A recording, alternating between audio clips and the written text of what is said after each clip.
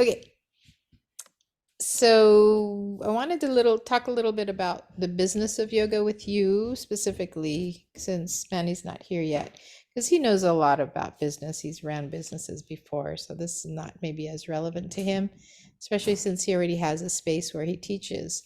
But for you, um, so some pointers on how to get started or where you can teach.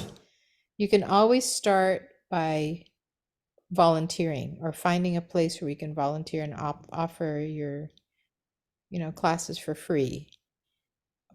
That would be like a good way to get practice and to teach to people, friends, family, um, maybe even your elementary school kids.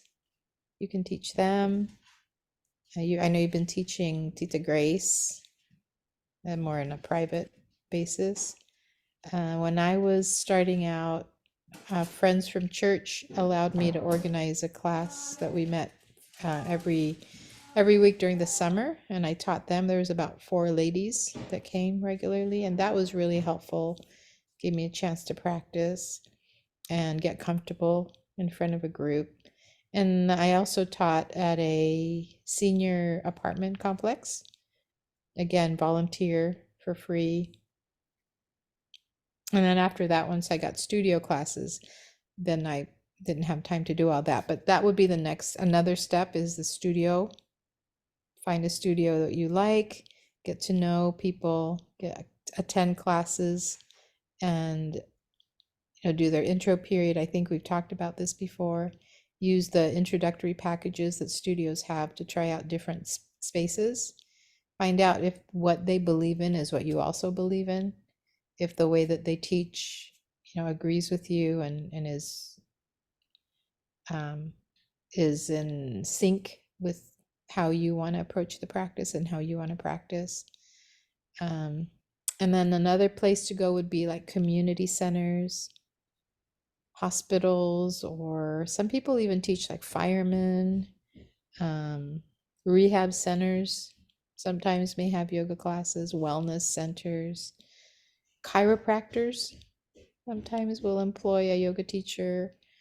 I even tried to teach at an acupuncture place that a friend of mine was an acupuncturist. That one didn't work out so well because it was hard to have our space be private because it was only a curtain that separated the yoga space from the waiting room. And that one didn't build, but I tried different things and I was just always willing to try until I landed somewhere. So you may do that, or it may be immediate. You may find your space right away. So it's kind of a figure it out as you go kind of a process. But there is, lots of different ways just to get yourself teaching. So other than that, marketing yourself is also helpful. Business cards, giving out free class passes, YouTube, doing YouTube videos now. That's a new thing. I haven't done that, but that's a new thing. And website, creating a website for yourself so that people can get to know you. I mean, that may be something later along the line where when you're a little more established and have a little more experience. Get a business card to share with people. And word of mouth also travels really well when people like you. They'll say, oh yeah, there's this teacher here, and so that's also a good way to build your teaching practice.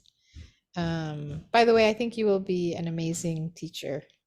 I don't know if I've ever told you that, but you're going to be a really good teacher. You have a good demeanor and very sensitive as far as touch, a good approach to people, good voice, pleasant, and a good practice. Your practice itself is good.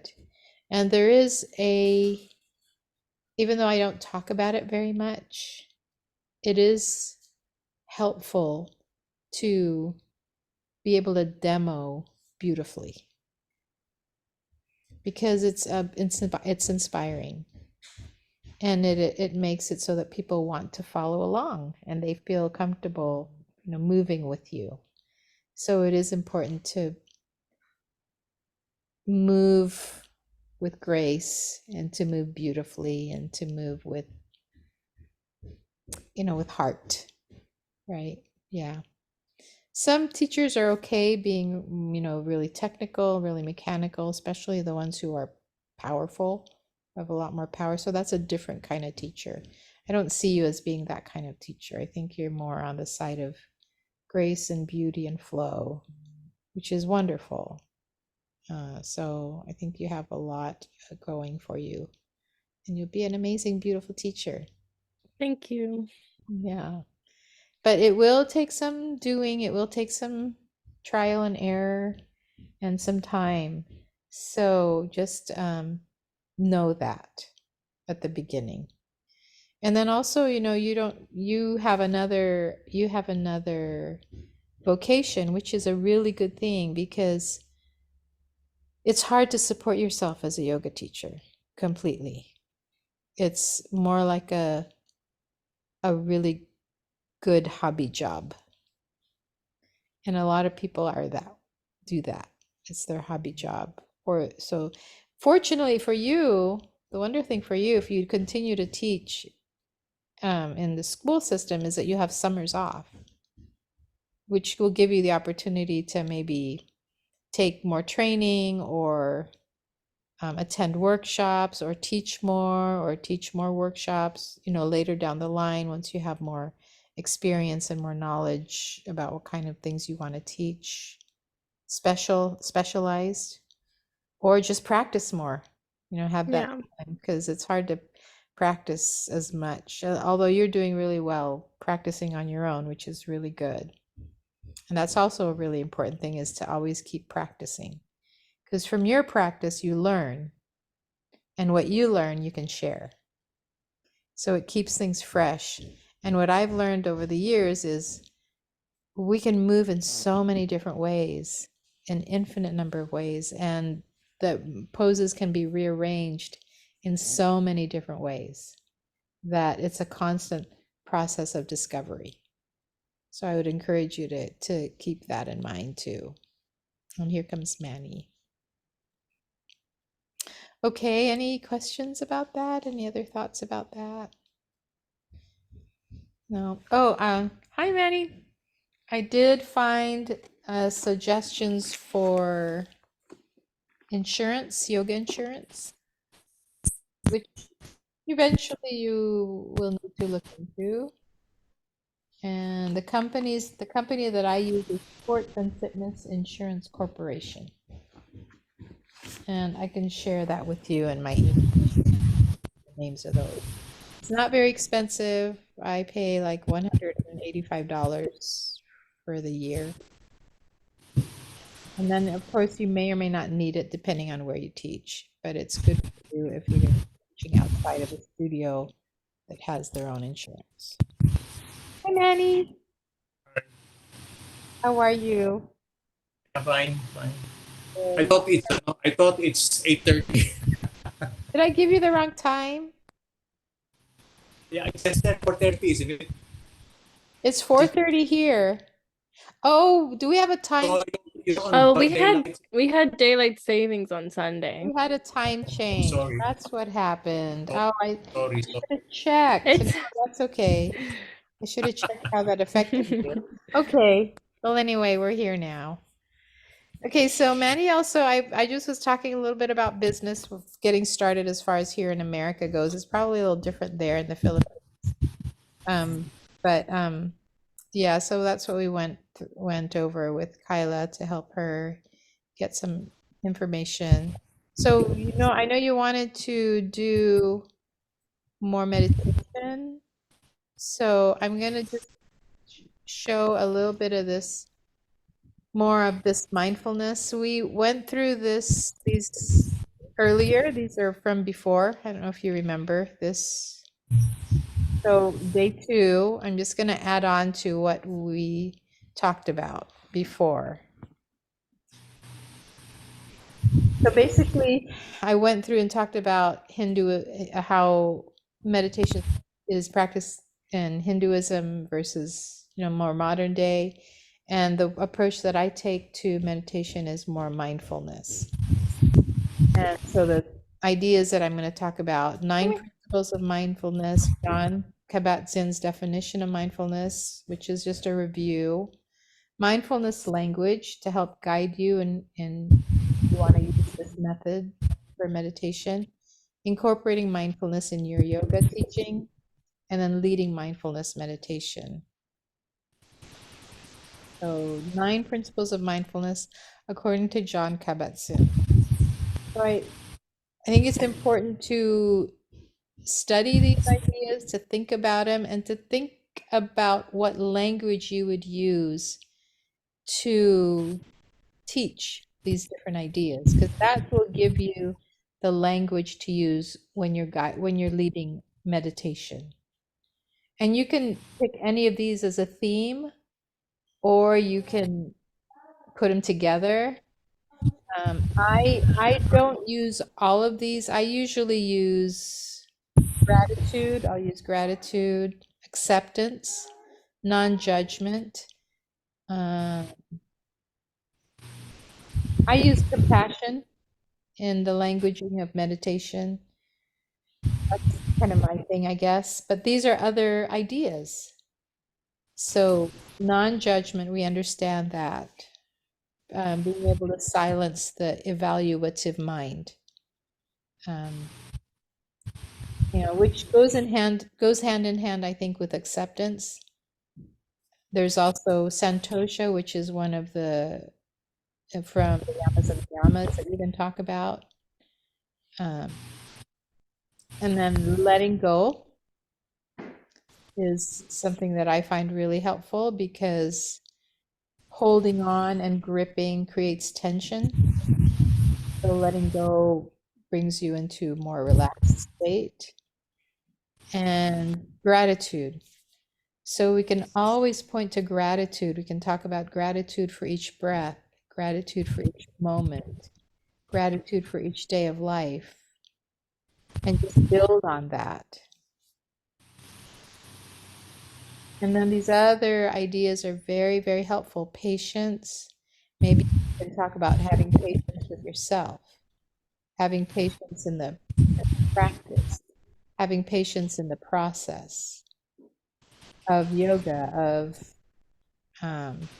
progress in your yoga practice. That's another thing you can talk about. And then the beginner's mind is if you'll remember, that was from the Reconciliation book by Thich Nhat Hanh. He talks about that, being childlike. So in the scriptures, we know that it talks about this. Jesus Christ, in fact, talks about how the kingdom of heaven is very accessible to children because they have that learning mind. They're open to learning. They're teachable, right? And that also indicates a lack of ego. So you can talk about that. Generosity, like being giving, having a giving heart, giving service, thinking of others beyond yourself, having a big heart. So I don't talk about that one as much, but that's a good one. Trust. So learning to trust. Maybe you have a meditation on noticing your own issues with trust, if you have any, and how to deal with those.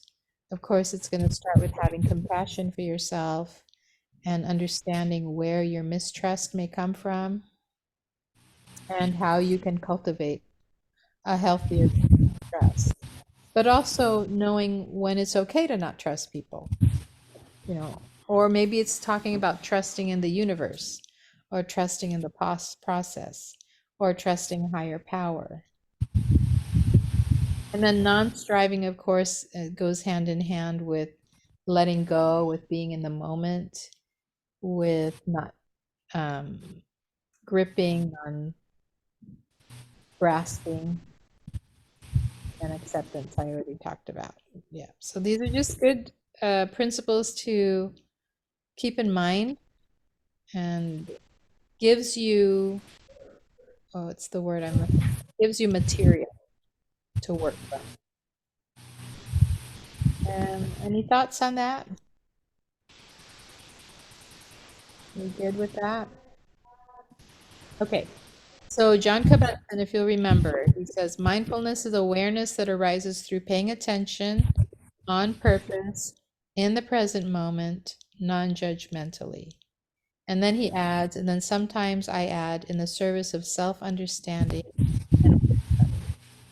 So I have this YouTube of him. I'm going to play it for you. To begin the regular practice. This is him, and he's leading a meditation. It's about 10 minutes. So get yourself comfortable. I'm going to let him lead you, just so you can have an example. I will lead you as well, but I want you to kind of get exposure to someone who's been doing it for a long time, who's studied, and just to notice how he does it. So go ahead and get comfortable, close your eyes, lay down, however way you want to experience the meditation. Okay? So sitting up tall, feeling your hips on the earth, lengthening through the crown of your head. So before we begin, I would start by really understanding for yourself what the meditative seat is. Like, how do you want to sit in meditation? So you want to be grounded through your hips. You want to be lengthened through your spine. You want to have good posture. So you're going to feel axial extension, which is that lifting feeling from the crown of the head. You want to relax your shoulders. And then your inner gaze. You can have your inner gaze. And you're going to be present with your breath. We'll give you, blanket. If you need a blanket, if you need a meditation pillow, feel free. So get yourself settled in. Rest your hands either on your knees or your thighs, or you can have them stacked with palms with the attitude of receiving. And then This of meditation, of looking into ourselves. Let's arrange to spend this time on a regular basis in a place where we can comfortably still the body, and at a time when we will not be interrupted. Allowing this to be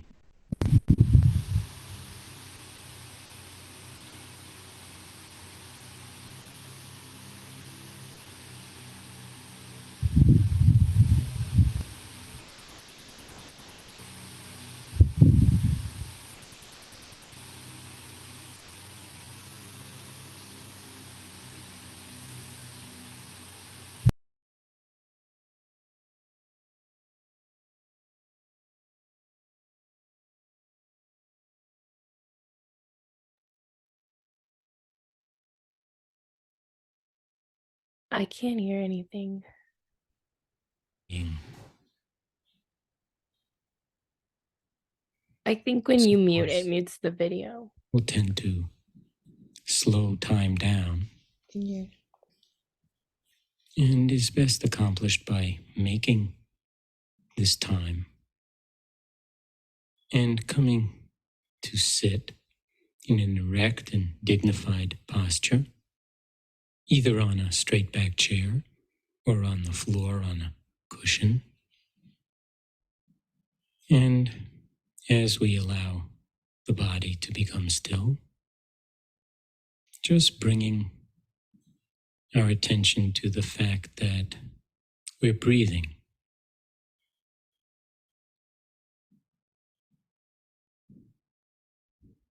And becoming aware of the movement of the breath as it comes into your body and as it leaves your body. Not manipulating the breathing in any way or trying to change it. Simply being aware of it and of the feelings associated with breathing.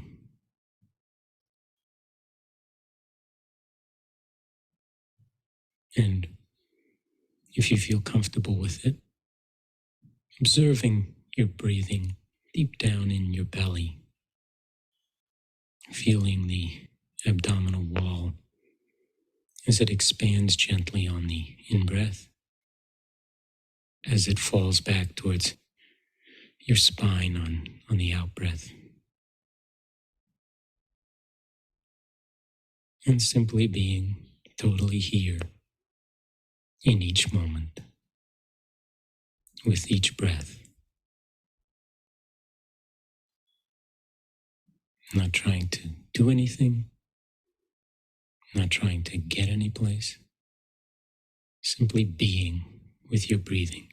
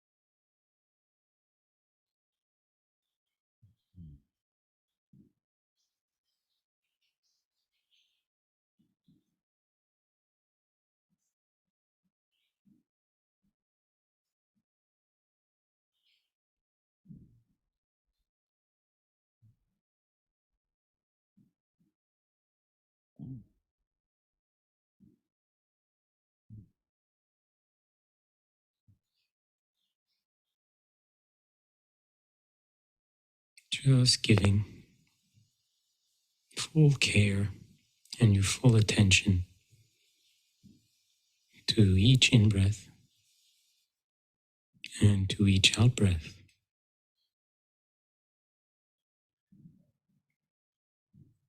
as they follow one after the other in a never-ending cycle and flow.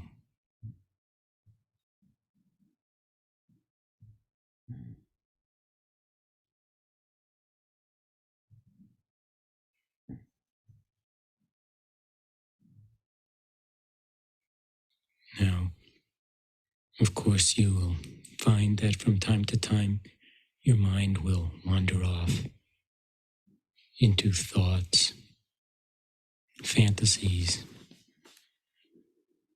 anticipations of the future, worrying, thoughts of the past, memories, whatever. But when you notice that your attention is no longer here, no longer really on your breathing, and without giving yourself a hard time, just intentionally escorting your focus, your attention back to the breathing and picking up wherever it happens to be, on an in-breath or on an out-breath, and just observing, moving up close to your breathing and keeping the attention here as if you were riding the waves of your breathing, fully conscious of the duration of the in-breath and the duration of the out-breath from moment to moment.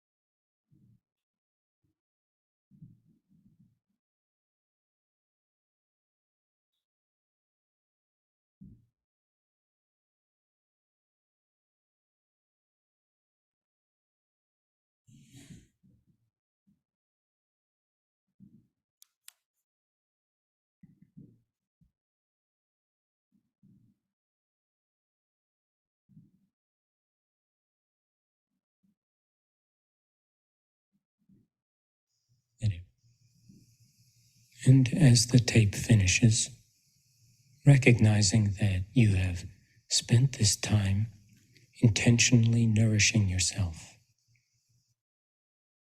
by dwelling in this state of non-doing, in this state of being, intentionally making time for yourself to be who you are. And you might want to just congratulate yourself for taking the time and the energy to do this, and to allow yourself the occasion to do it on a regular basis, and to nourish yourself in a deep way, and to allow the benefits of this practice to expand into the active expression of your life in every domain as it continues to unfold. To begin the regular practice, All right, so go ahead and open your eyes. Take a couple of breaths. All right, let's unmute. Can you unmute for? And I would love to hear your feedback because I want to know how you felt about that and what that experience was for you. Sorry, I had to leave for a moment to go talk to my mom and comfort her for a second. So how was that for you? What did you think of that? Have you experienced that before? Do you guys, I don't know how to, do you guys get that feeling of like, it feels like you're just getting bigger and bigger and bigger and bigger, and like you could just feel, I don't guess your energy or your essence or whatever is just going like out, like, and it feels like you're so big. Like I feel like there's no end to where I am extending. Like I feel like I can feel out of my body. Like, does that make sense? Like I can't even feel the skin of my body. Like I just feel out into the, Expansiveness. yeah. Yeah. It sometimes it feels like space. Mhm. How space doesn't end. It's just continues to expand, and it's deep, and but it's empty, or yeah, it's kind of hard to explain. It's full and empty at the same time. Yeah. Yeah. I think that's a good description of it. Manny, how about you? How was that? Was that experience? Yeah, I've done meditation quite a lot already. In fact, it's a regular practice of mine. If I only know that will be doing it, I could have. Because what I do before I don't, I fast. To me, that's the best time for me to meditate. Is coupled it with fasting, and Oh, it's really terrific. how do The you do calm. that? Explain to me your process. Yeah. Of course, my last meal must be 6 p.m. of the previous night. Okay. So when I start at about 5 to 6, so I have about 10 hour, empty stomach. But to empty my stomach, I drink. It's an Ayurveda prescription. You drink a liter of water with 1 teaspoon of salt and calamansi, citrus. About if it's calamansi, the small ones, about 15 of them, you squeeze it, and then you drink that. Uh, Wait for about a few minutes. You will empty yourself. You will really clean your body. Your poops will really be out, and comes the water. It's like having a loose bowel, but no pain, no stomach pain, only just releasing all the your body, When do you and you drink it? feel lighter. Before meditating In the morning. in the morning, and then wait for a few minutes. You will really remove all those water, all those the things that you drank, and including your bowel. In a way, you're cleaning your body inside. Mm. So you have a very very light feeling, and then I will fast, and I will break my fast on the next morning. I will not eat until the next morning. Then I meditate again. I will no longer drink the water, and then after that I break my fast. I know how to do it. My problem is how to teach it, how to guide. Sometimes, So very hard. your meditation comes with fasting, though. You don't meditate otherwise. It's always with fasting. Yeah, I meditate, especially when there are things bothering me, or I have to calm my mind. But to really do a good, to me, a good, I do fasting. Part of also Mhm. resetting your body. It's like rebooting your body. Yeah. Meditation is Helps your also served that way. Yeah, metabolism. Yeah. So yeah, let it me also get it straight again. You eat dinner at 6. yeah. When do you drink that? The next morning, I prepare my 1 liter of water with salt, about 1 teaspoon of salt and citrus, calamansi. Okay. And that's at like 5 in the Drink morning, it. Yeah, something like that, somewhere 5 or that 6 in time. the morning. So I And can then cleanse my body. after you drink that, then you go to the bathroom I sometime. And Ina- then you we call it meditate. yes, detoxifying yourself and then you meditate. Okay. Normally, And if then I do that about 30 minutes, 30 minutes. and Thirty- then you don't Sometimes eat all day. no, I don't. I will break my fasting on the next morning. Do you drink water? Can you drink water?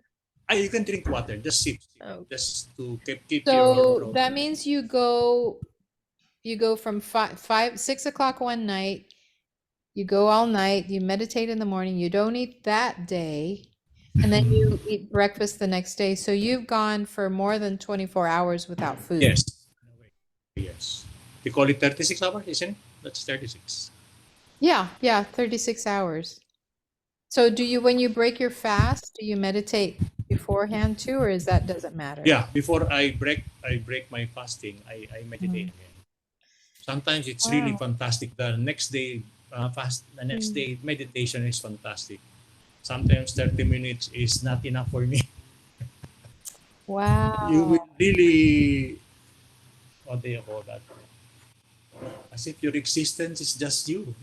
In the, you feel, but yeah. Before That's I do this, amazing. That's very advanced meditating, actually. That's very advanced. Um, so your question is, how do you teach it maybe a simpler level or not quite as long of a process? Is that what you're asking? Is how to teach it? yeah, you gave me an idea because you showed there is a there is a video of kabat on Mhm, YouTube. I have a big TV in the studio, a very very big TV. mhm. Maybe I'll show that, and then we focus Yeah. on its voice, no. So that rather than me do, because I'm not comfortable spewing out all this supposed wisdom. Yeah. Mm. Oh Okay, yeah. I hear I do you. not. I do not want to be like a teaching or something. A what? I don't like to sound like I'm very preachy in Oh, meditating it. got Because you. yeah. Well, but Anyway, what if you just talked about your experience and I mean, not tell them your experience, but teach it from your experience. Do you feel like you have the language for it or no? uh, you know, have you heard of imposter's syndrome? Have you heard? Yes. Do you have that? Yeah. When it comes to meditation, I have that Oh, interesting. because I feel that I'm not enough, or I don't have enough Hmm. to be able to share it, or maybe I can share it in a story, when we're talking. But leading you to it is another thing Yeah. for me. Well, It's easier to it's teach yoga huh? sequencing. It's easier to teach the physical side of Oh, yeah, yoga, but yeah, not the meditation side because you're right. now feeling. So Well, yeah, I guess that'll be something that you'll have to think about for yourself. I can make suggestions about language because I feel like that's maybe where you are needing help with, aside from the imposter syndrome. That's another thing. But I feel like you're not an imposter. I mean, you actually experience meditation regularly and at a deep level. So you're not an imposter at all. I mean, if anything, I'm an imposter because I don't do it to that depth, to that level. I mean, I meditate with my class. That's when I meditate, or when I pray in the morning and at night, my personal prayers. That's my meditation time. So as far as the practice of meditation, I feel like you are not an imposter because you do it deeply. So I would maybe remove that from your mind. You're not an imposter. I feel that because you don't know where I came from. I have a lot of loss in my life. It's very hard to be teaching them those things when you yourself have so many. You're still struggling with Yeah. your own with your own flaws in life. So Me too. and so Me too. I mean, I don't know that there is a perfect human being on this earth. We are all struggling, but we all find, for me, relief in meditation. Relief. Like, when Kabat-Zinn, he said, be with yourself in a what did he say? How did he say it? Just being with yourself, your real self, without the constant struggle of daily life, just being.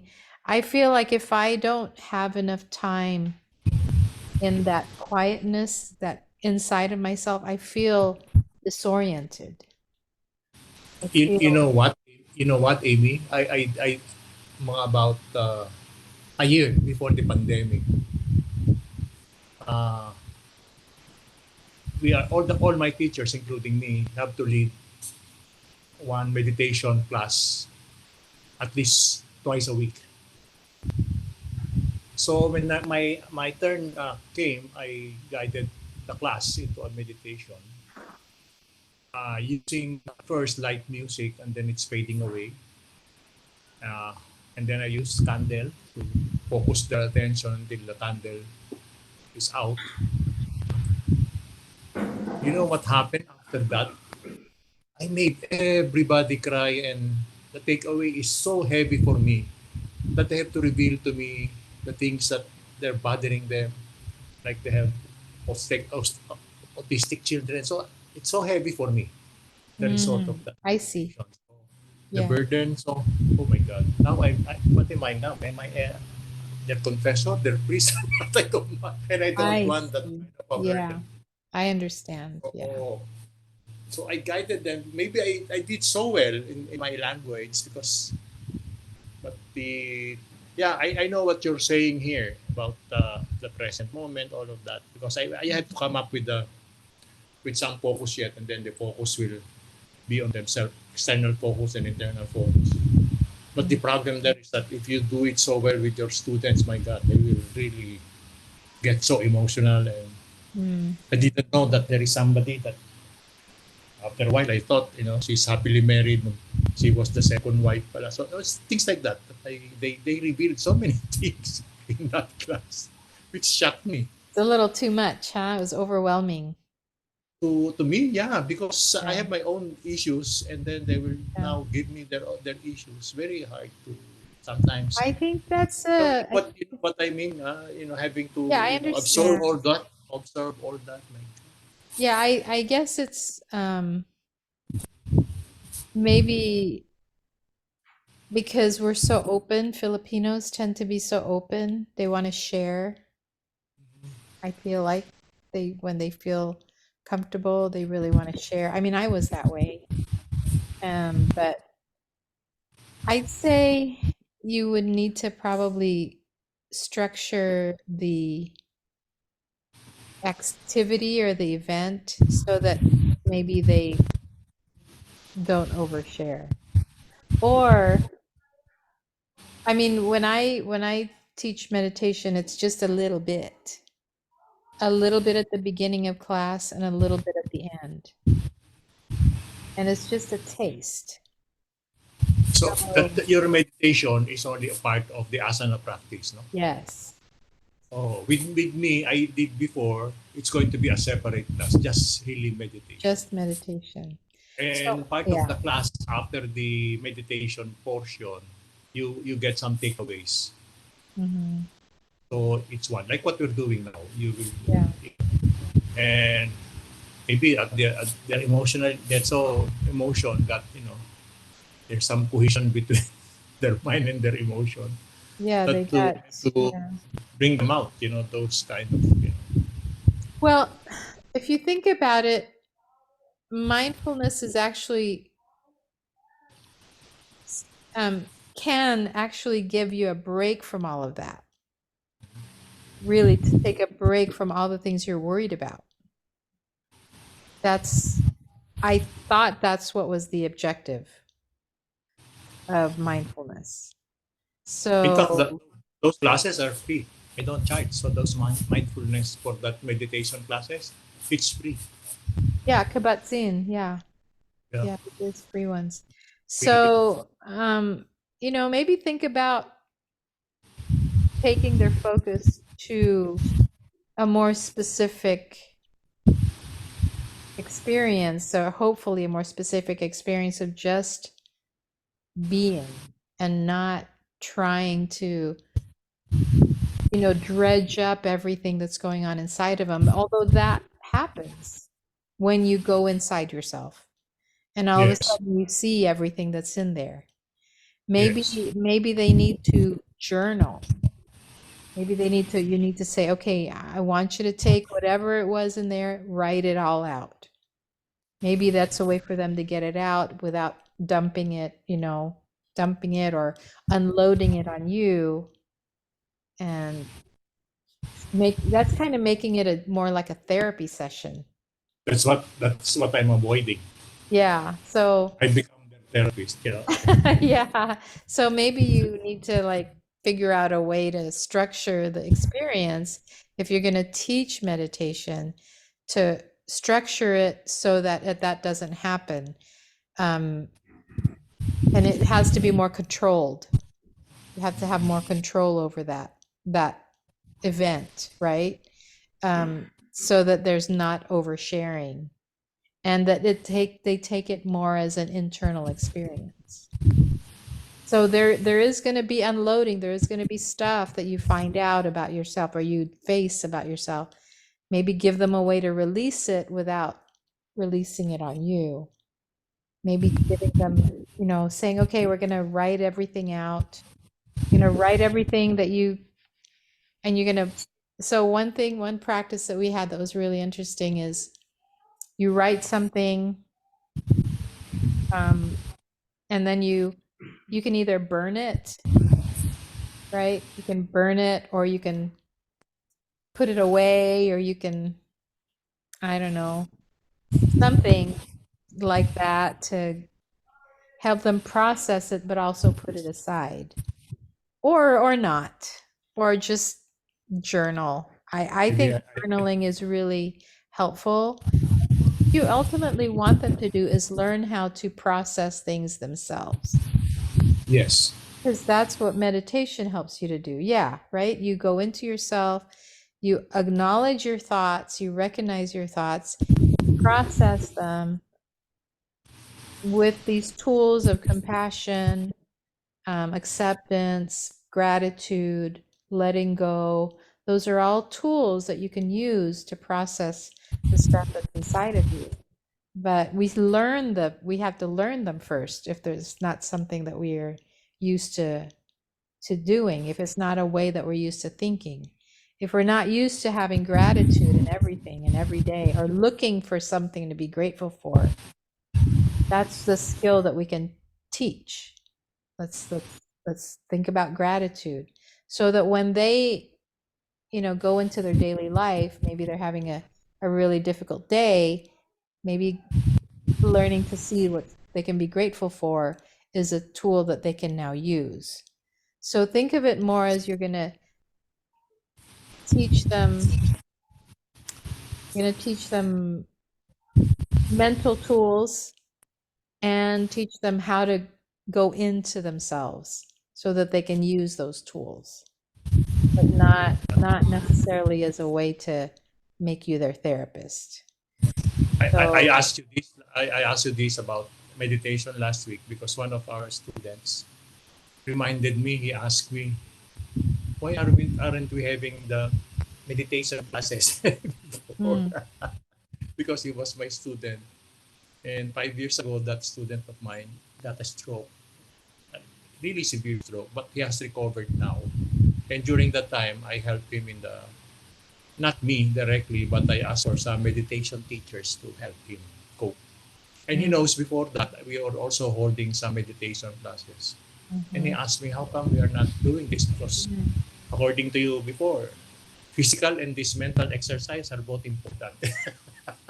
Yep, they I are. don't So know if I will, I would I don't just know if really I will give up. have control over the experience and make it structure it so that it doesn't become a therapy session. That's what I would say. But as far as the skills and everything, you have all that already, and Yeah, I will. you know how to guide their minds. Maybe I will use the Holy Week, our Holy Week, the last week of March, Uh-huh. to be the start of meditation classes. I will ask all my teachers to give at least 5 to 10 minute meditation classes every. What do you recommend, before or after the practice?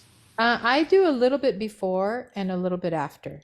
Okay. I do it at both ends. Me, I do it after the After. savasana. Yeah. Yeah, I do it After a little savasana. before. But let's After go, the for the savasana. sake of Kyla, let's go through these here. So, Yeah. mindfulness language, Yeah. drawing the attention to the present, encouraging attitudes of non-judgment, teach the Maybe activity. I'll write my own script using that as a guide. Yeah, you can Using use, those pointers as guide. Yeah. yeah, you can write a script. That's also super helpful. Yeah. And then teach the mental activity of observing. Yeah. Use imagery. The one that I love to use is imagine yourself watching an ant walk. Yeah. Things like that. Yeah. A butterfly landing on a flower. So you can use imagery, use physical sensations to emphasize the present, like what Kabat-Zinn did for the breath. Describe the condition of being. What does that mean? Being and just being, not doing, but being. Use ideas of letting go, release, or surrender, and acknowledge that thoughts sometimes will come into your mind, but just learn to guide yourself back when you notice that, and then remind them to be patient. And also, one thing that Kabat-Zinn does, if you notice, is he leaves silence. Yeah. Allow for moments of silence.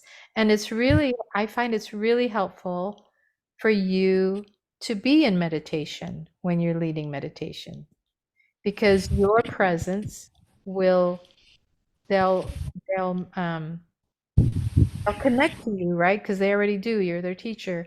They will go along with you. If you're sitting in meditation, they will sit in meditation with you. So your meditation will bring them into the meditation, right? That makes sense? Yes. Yeah. Yes. So don't underestimate that power, the power of that.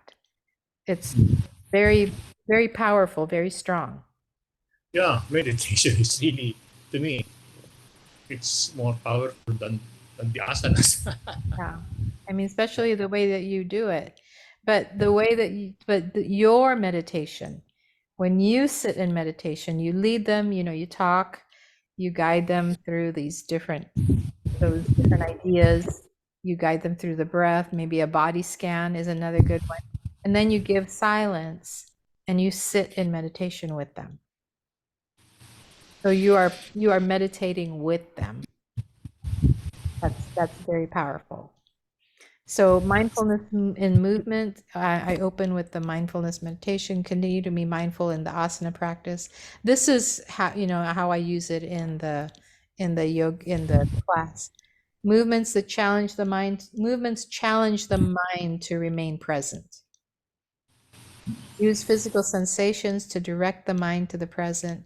Have an attitude of non-judgment towards the self during movement. Like, don't judge your asanas. Try not to use judging language. Like, oh, look at this person's doing it better than this person, or comparison or anything like that. So keep the language really non-judgmental, and end the yoga class with mindful. So open and end with a little meditation. Yeah. Body scan is another way to help them, to guide them to meditation. Become present, use simple language, be consistent. Like if you say, relax this part in a certain way, like relax your foot by tensing and letting go, use the same language for every body part so that it becomes a meditative speech in itself, because it's repetitive. Move systematically from one body part to the next, and begin and end with breath awareness. So that's just some guidance on how to do a body scan. And you can write a script for that. Yeah. And use it over and over and over again. Or you can write several scripts. And use I call them talking points. Yeah. I do it like that with the bullets, so that that is just the opening line, so that you can pick off from there. Right. And then you can also do guided imagery meditation. So these are some that I use, and you can create your own. Sitting under a tree is one that I love to use, where you imagine looking up at the leaves, looking up at the sky through leaves. So I will describe that experience, and use, lots of visual, like the sun glittering between the leaves while the leaves sway in the breeze, those kinds of things. An imaginary walk in the woods. And so you can think of different elements in the woods, like you're going to see a stream, a body of water. You're going to see a cottage or a house. You're going to see vegetation. You're going to see a rock, and you're going to sit on the rock. And then have them imagine as many different details, like is it windy? Is it, what kind of woods? What kinds of trees do you see? What kind of cottage? What does it look like? So that's another idea. Ascend to a throne is one that I don't use it as much, but I've experienced it and I really like it. So you describe walking up marble stairs, and you describe the how it looks, how it feels, the light, and then a throne that they're going to sit on. You describe that and then have them sit on it and experience that. And also just have them create their own peaceful place where they decide what that peaceful space is. Like for me, I have one. It's on the beach, white sand beach. And so I can actually bring that up when I need it, because I've created it in detail in my mind. So you can guide them through one of those so that they create an inner space where they know that they can go and feel at peace. So these are just different ideas for guided imagery meditation. And then for your personal meditation practice, suggestions: you create a space in your house or in your living area, your room. Routine, like you have a routine that you've described to us, Manny. Walking meditation, so meaning learning how to meditate when you're just doing something very simple. Go into yourself. Non-routine routine. What I mean by that is you can routinely go into a meditative state whenever, anytime. Me, even when I'm teaching, I can go into a little bit of a meditative state, like while people are holding poses, or while they're in shavasana, right? Yeah. That I do a lot, non-routine. Yeah, right? Yeah. And then also paying attention to your inner space, your mind and your heart, and taking care of it, like you do your physical space. Take care of your inner space. Study. Read about consciousness or study consciousness. What is that like? Like what you described, Kyla, about the expansiveness? That's a description of consciousness. So there's a couple of people that have written books about consciousness. Eknath Eshwaran, I think. I think you have my book, Kyla, Conquer the Mind. You have that one? Did I loan you that one? No? Oh, I don't know where it is. Oh, it's not here. It's in Hawaii. That's why. But Conquer the Mind, and he's written a couple of others. But there's other people who've written about consciousness. So read about it. Read about consciousness so that you can understand it more and also have more language to describe it. Because this is not a unique experience. This is something we all experience when we meditate. So it's a commonality, meaning people have recorded it and have talked about it. Study yourself, study other meditators, read and journal. Personally, journaling has really helped me understand how my mind works and helped me be constantly aware of what's going on in my head and be able to explain it and talk about it.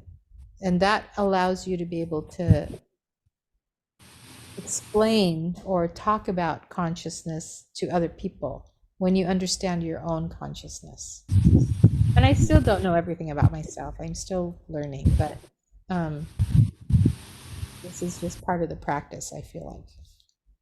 Okay. Any thoughts on that? Good. Kyla, you good? Okay. I can see your mind moving as you're looking off and thinking, right, Kyla? Okay. All right, so Kyla's going to teach us today. Take a little break right now. Oh, it's almost 6. Okay. Yeah. Kyla, are you okay on time, or do you wanna wait till next week? Because you got some work to do. We can do it. Maybe it'll be like, oh, maybe we'll just move through it a little faster, potentially. Sounds good. All right. Yeah. Do you need a break? Yeah, I need to go see how my mom's doing. I think I need to move her out to her chair. Okay, So I'll just be waiting. okay. You just pause the recording. And it's okay. Okay. Okay. Go ahead, reverse the shoulder circles now.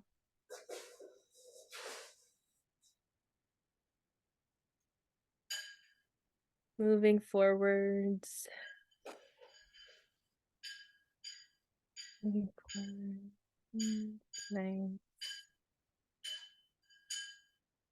Okay, inhale, arms rise up over your head.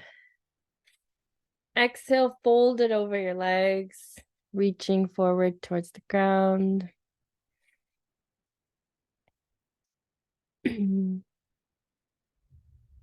Take 3 breaths here.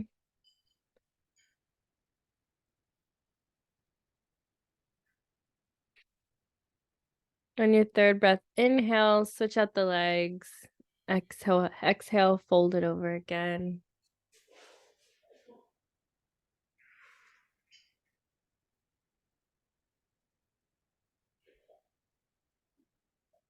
Three breaths here.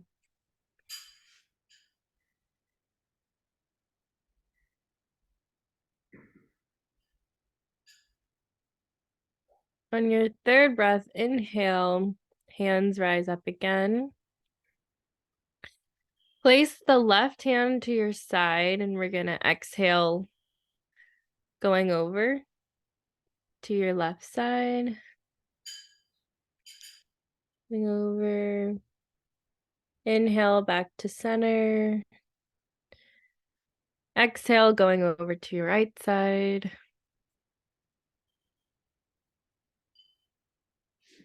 Inhale, back to center. Exhale, going back towards your left side.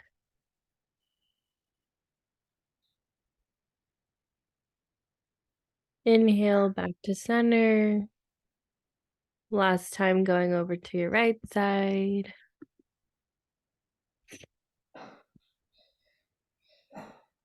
Nice. Okay, making our way onto our knees, tabletop position.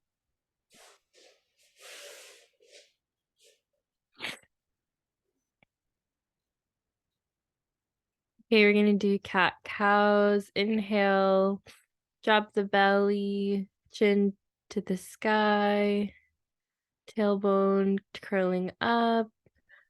Exhale, belly draws up, chin coming into chest, tailbone to the ground. Inhale, drop the belly,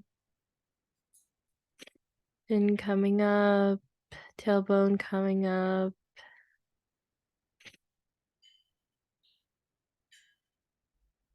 Exhale, belly to the sky, coming up. Good. Inhale, back to our neutral spine position. We're gonna inhale the right hand up towards the sky. Nice twist. And then we're gonna reach. We're gonna thread the needle under our left arm. And our left arm can go forwards. Reach it forward a little.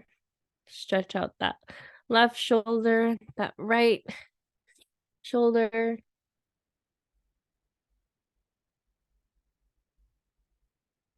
Breathe here. 3 breaths.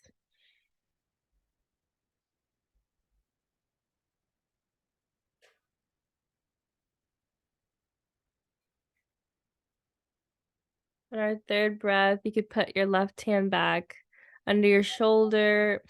Inhale, rise up. Reach back up.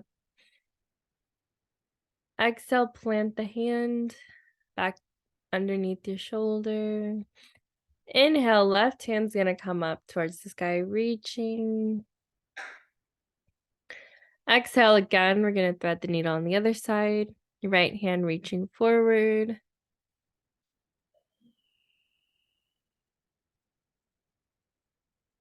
Three breaths here.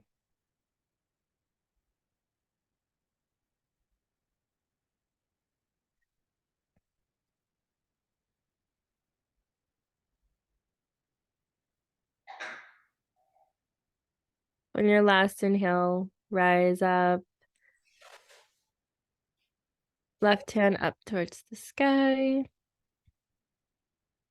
Big stretch. Exhale, back down.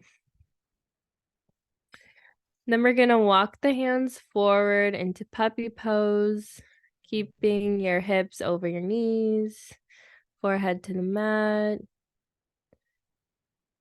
Drop the chest. 3 breaths here.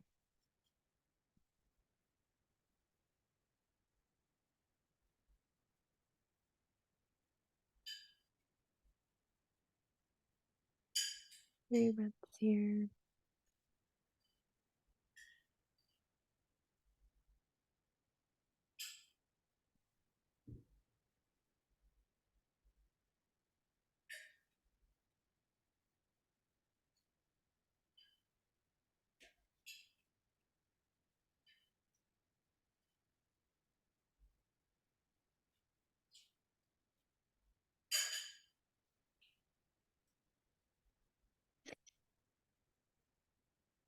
Nice. Okay, we're going to rise up.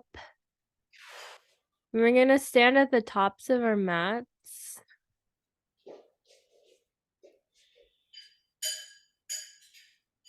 We're going to do sun salutation C. So, hands to our sides, mountain pose. Inhale, arms rise up above our heads. Exhale, forward fold. Inhale, halfway lift. Exhale, we're going to plant the hand. We're going to step back into a low lunge. Left foot back into a low lunge. Inhale, hands rise up.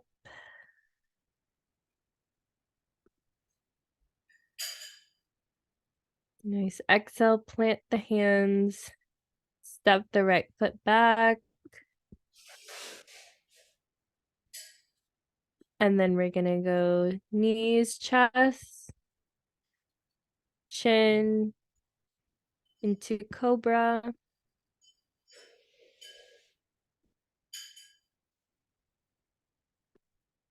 Nice. And then we're going to inhale, downward dog. Nice. Okay, we're going to step the left foot, lower the right knee. Inhale, low lunge.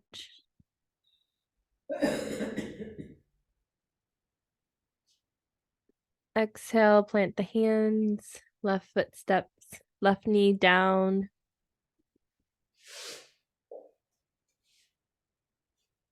And then we're gonna, I always get this part confused, so I'm sorry. I don't know, is it chin, chest? So knees, yeah, the knees are down already. So chest and chin.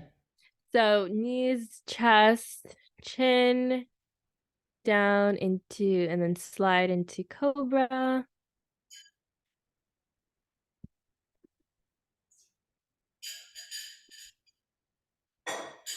Okay, exhale into downward facing dog.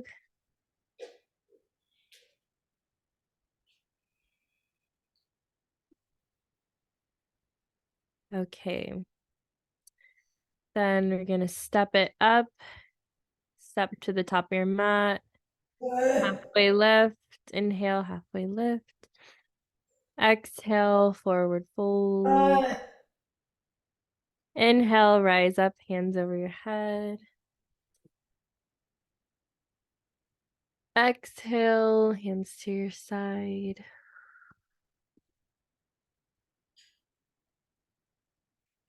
Okay, now I'm just gonna go straight into instead of doing it another time. Yeah. So now we're gonna lay onto our backs.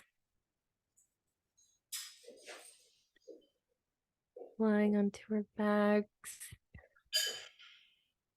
We're gonna do ankles under knees. So feet are gonna be on the mat.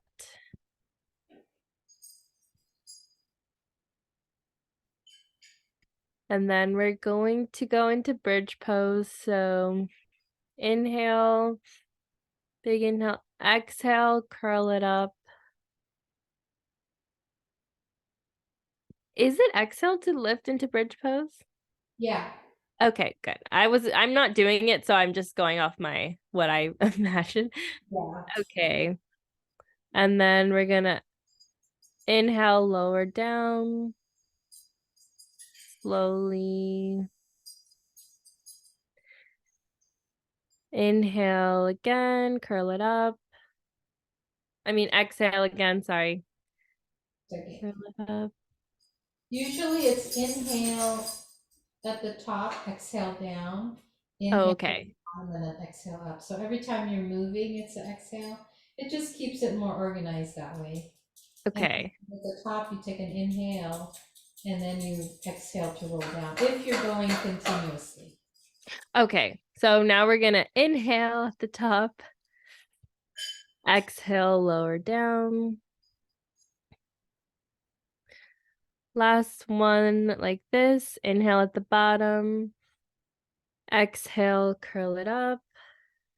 All the way to the top. Yeah, good. Inhale at the top. Exhale, lower down. From here, we're just going to take one leg and just take one leg up to the ceiling. Nice. Just feel a nice stretch there for a second. And then we're going to switch out legs, switch out the legs. Switch out the legs. Notice any tightness. And then we're going to switch again.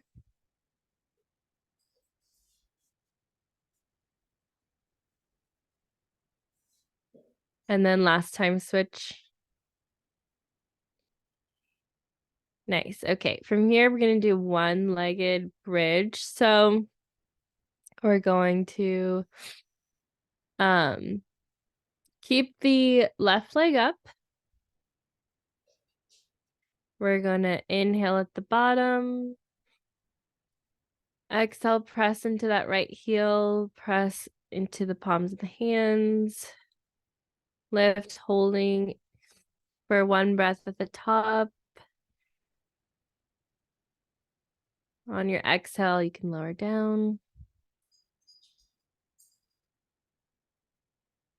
Okay, switch legs. Inhale at the bottom. Exhale, press into the left heel, press into the palms of your hands, rise up. One breath at the top. Exhale, lower yourself down. So we're going to do one more time each leg. Left leg up to the ceiling. Inhale at the bottom. Exhale, press into your right heel. Press into the palms of your hands. Shoulder blades are curled under. Inhale. Exhale, roll yourself down. Right leg up to the ceiling. Inhale at the bottom. Exhale. Curl yourself up. One breath at the top. Exhale, roll yourself down.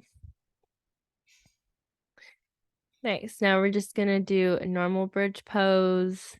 Inhale at the bottom. Exhale, roll yourself up. This time, hands are going to come up to the ceiling.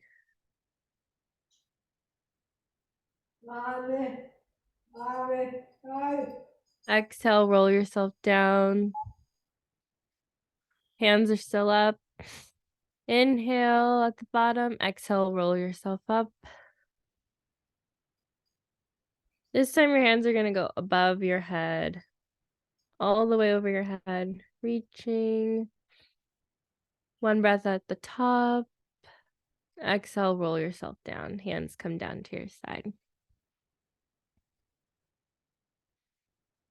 Okay, so if you have a blanket, this would be the time to get a blanket. Manny, my peak pose is shoulder stand, so that's what we're building up to. If I didn't tell you before, that's what we're getting into.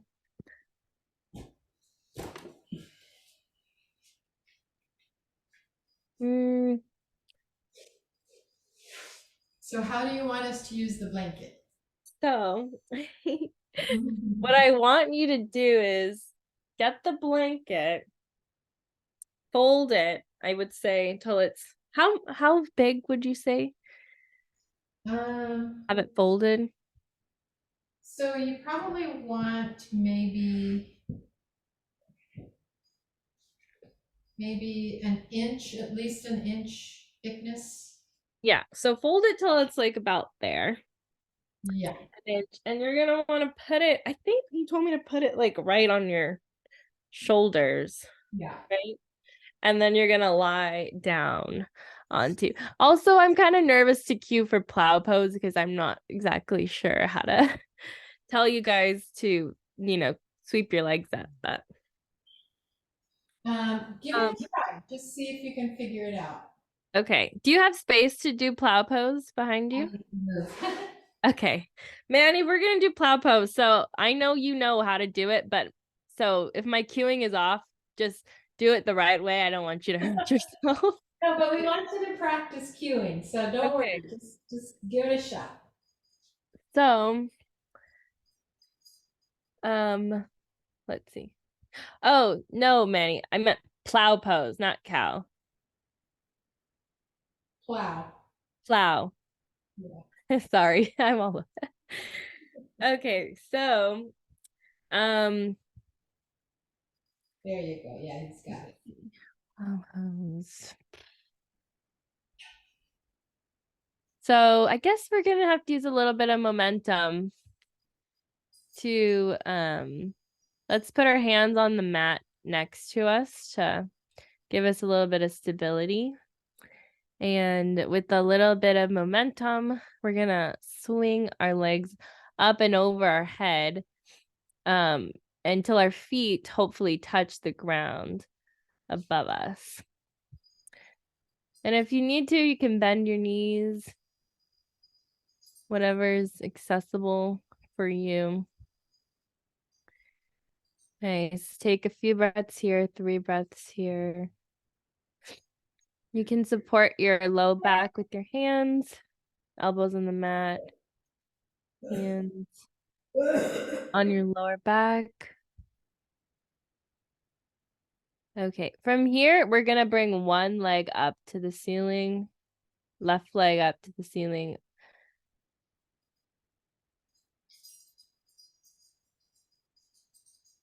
Left leg up to the ceiling. Okay, lower both legs down again and then right leg up towards the ceiling. Nice. One breath here. Then we're gonna lower both legs down again, over your head, plow pose.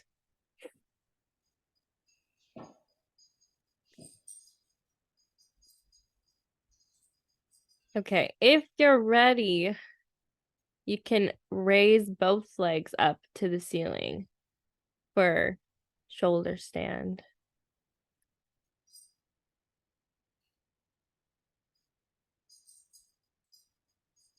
Breathing here, 3 breaths here.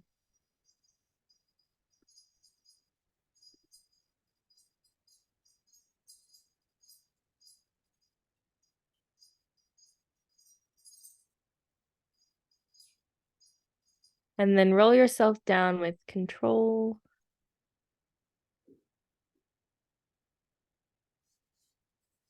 All the way down. Okay, and now we're gonna do fish pose to counter it. Shoulder blades rolled under, lifting onto the crown of the head.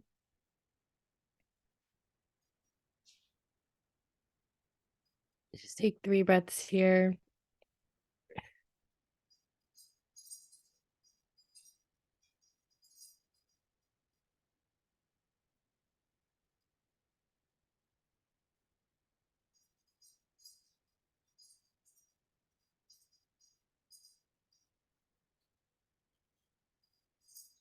And when you're ready, lift off the crown of the head. Tuck the chin back. And then we're gonna rise up to a gentle forward fold.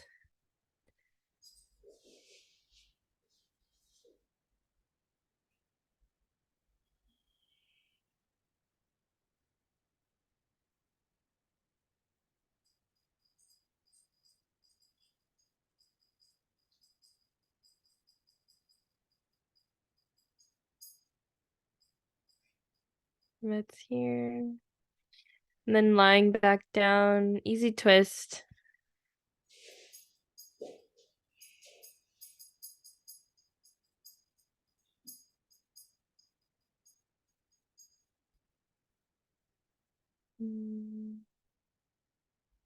Make sure to do the other side when you're ready.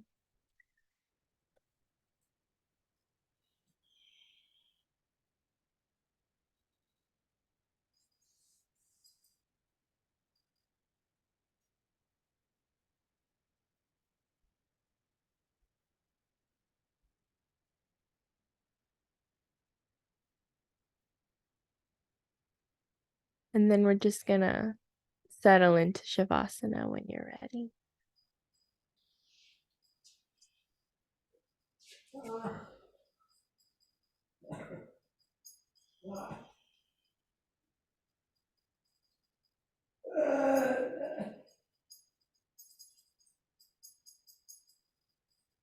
I don't know how many minutes to let you guys lie here. So Like 3 to 5. okay, I'll just let you guys rest for 3 to 5 minutes. Be as still as possible.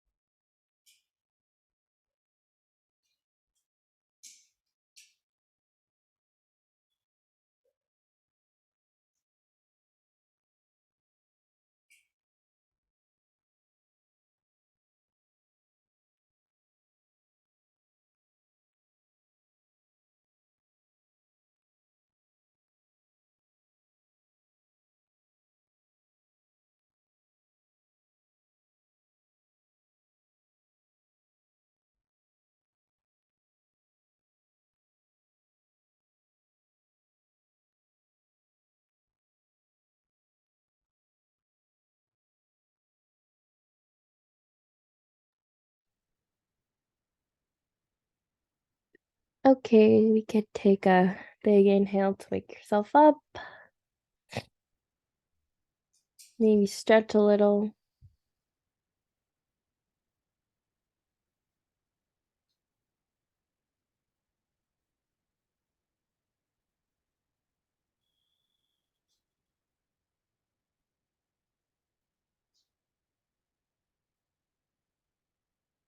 Mm.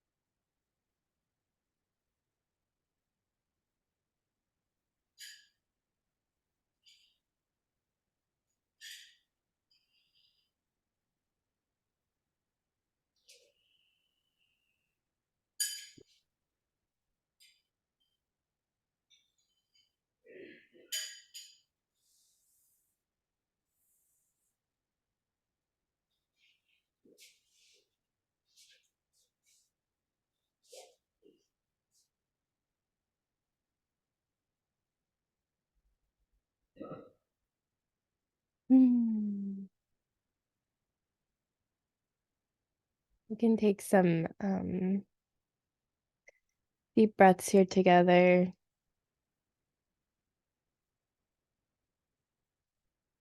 Inhale for 3, exhale for 6. Inhaling 1, 2, 3. Exhale 6, 5, 4, 3, 2, 1. Inhale 1, 2, 3. Exhale 6, 5, 4, 3, 2, 1. Inhale 1, 2, 3. Exhale 6, 5, 4, 3, 2, 1. Do a few more on your own.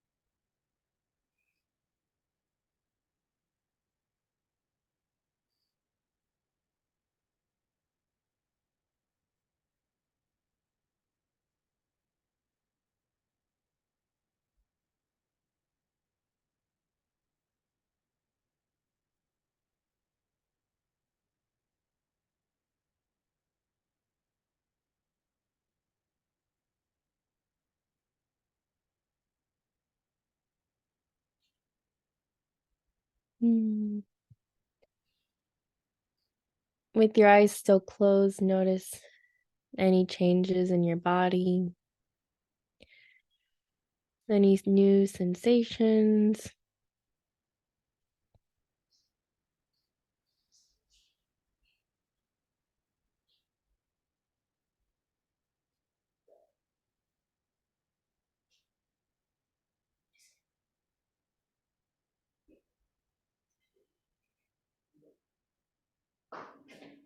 Hello, Cass. I'm teaching. Oh, sorry.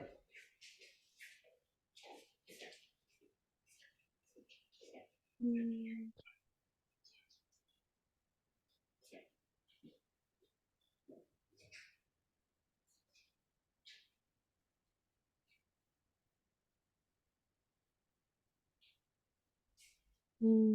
Notice any thoughts that may be coming into your mind right now.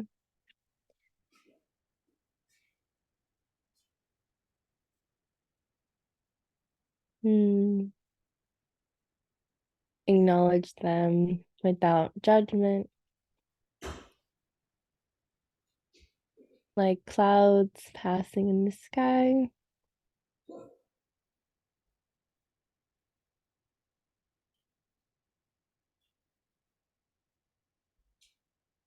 Mm. Wave goodbye to them as you bring your attention back to your breath.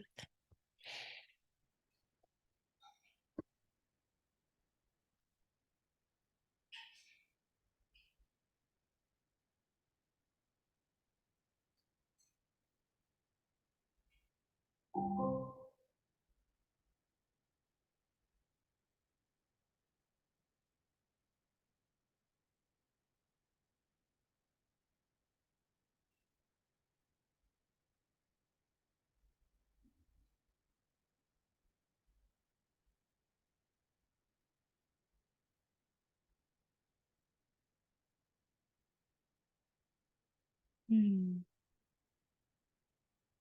Take one last inhale and let it out.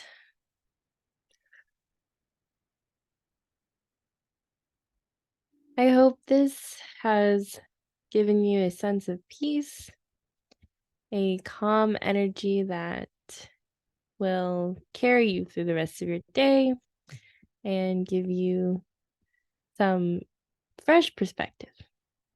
Thank you for joining me. Namaste. Namaste. Yay! You did it! Good job. Thanks. I only saw your text Oh, you about did the it. short about the Yeah. short meditation after I told you guys to start breathing, and I was like, I guess I could throw something in right now. Did it. Yes, you just do it. You did it. Good. Congratulations. Do you guys feel calm or Yeah, I do. I feel good. I noticed the differences in my body. was So the was it a little fast? I felt like I was rushing because we didn't have no, you actually gave us a lot of time. okay. Yeah, you gave us a lot of time. You're doing the breath cueing, which was pretty consistent, so that was good. Yeah, I think the most important thing is that you did it. That's the most important thing because that's just you just got to start. Just got Yeah. to start. So we'll do more. If not during the next trainings, just you and I, we can do more together. Mhm. Feel ready, feel comfortable. Okay. So and you can maybe try moving while you're queuing too. Eventually, at some point, we want to be able to do both. We Yeah. want to be able to do both. So, Manny, good. Oops, Oh, he's muted. you're You're muted. muted. You're muted. Unmute. Manny, you're muted. There you go. Sorry about Saul didn't know that. Very, very difficult to queue and move at the same time.